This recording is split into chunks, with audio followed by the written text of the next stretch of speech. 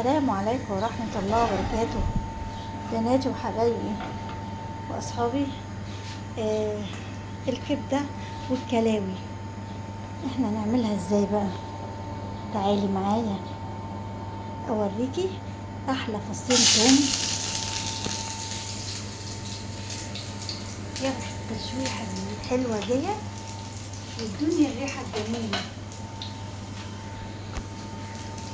تمام، والبصلة الجميلة اللي انا متبلاها بالملح والفلفل والحركات دي كلها.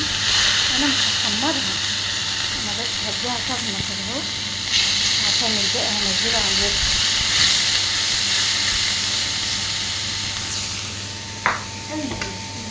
الفلفل كمان المستكة اللي نسيتهم دول اهم، وانزل كده زي ما انتوا شايفين بالكبدة والكلاوي، وانا متبله البصله بملح الفلفل وحدهان. البصله فيها قرن فلفل كمان،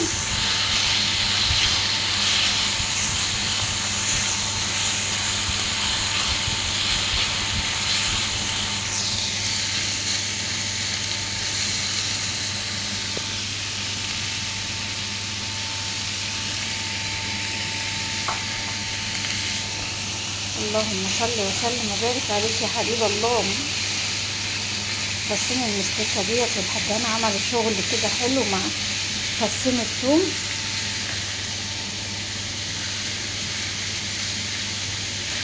كده هنزل بالفلفل اللي انا مقطعاه وطماطمايه، ولو في فلفل اخضر برضو ماشي، ده فلفل احمر اللي هو ايه بتاع السلطه،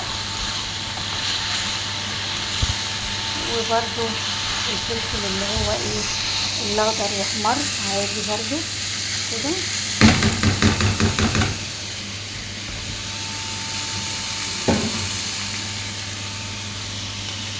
كل حاجه نعملها من بيتنا تطلع شربات، تطلع سكر، عشان انتوا ايديكوا زي السكر امهاتنا واخواتي وحبايبي. ده بقى رشه الفلفل بقى ايه كده الحلوه اللي من عندي اهي.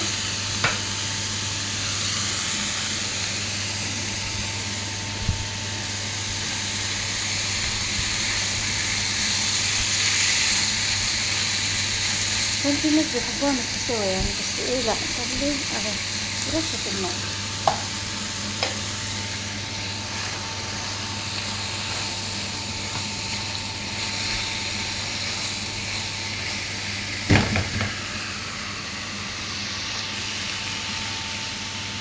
الكبدة بقى الكلاوي بتبقى محتاجة حبة مية، فانا ايه هديها ايه حبة مية كده عشان الكلاوي تستوي كويس. فاهمين يا بنات؟ شربطات كده اقل بنوتة تقوم تعملها، يعني في اعدادي هتقوم تعملها، في ابتدائي هتعملها ما شاء الله. بس تقوموا انتوا تتحركوا كده والدنيا تبقى زي الفل. المساعدة حلوة يا جماعة.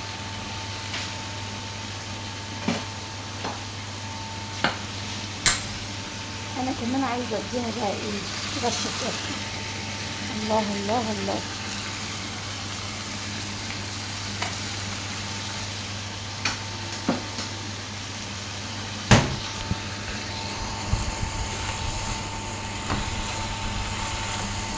شفتوا بقى احلى كلاوي مع الكبدة من قلب بيتي، شايفين؟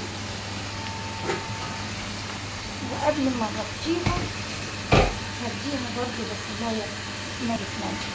كتر يا معلم كتر.